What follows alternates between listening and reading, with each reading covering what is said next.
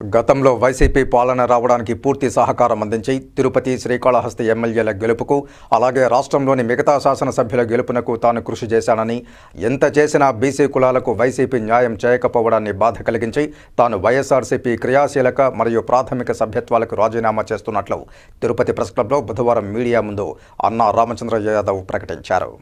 అనంతరం అన్నా రామచంద్రయ్య మాట్లాడుతూ 2024 ఎన్నికల్లో ఎమ్మెల్యే సీట్లకు సంబంధించి బీసీలకు వైసీపీ న్యాయం చేయకపోవడం ఆవేదనను కలిగించిందన్నారు. అఖిల భారత యాదవ మహాసభ జాతీయ ఉపాధ్యక్షుడిగా ఉంటూ బీసీల మేలు కోరానన్నారు. సీఎం సొంత కడప జిల్లాలో యాదవులకు కేటాయించిన ఓ ఎమ్మెల్యే ఓ ఎమ్మెల్సీ స్థానాలను కోల్పోయామన్నారు. వైసీపీలో కొనసాగుతున్న పెత్తందారీ విధానాన్ని వ్యతిరేకిస్తూ ఈ 5 ఏళ్లు దిగమింగుకుని పడ్డ బాధ నేడు రాజీనామా రూపంలో రూపుదిద్దుకుందని ఆవేదన వ్యక్తం చేశారు. ఈరోజు నేను మాత్రమే చేస్తున్నాను.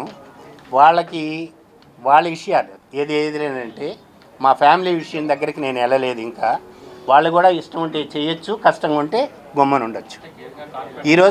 ఈ రోజుకైతే నేను మాత్రమే. భవిష్యత్తులో ఎట్టుంటుందో నాకు తెలియదు. నువ్వు అడిగే ప్రశ్నకి అర్థం లేదన్నా. మీరు చెప్పండి. మా పిల్లలకి ఇస్తానని అన్నాడని ఇవ్వలేదని నేను చేసినానని మీరు అందుకని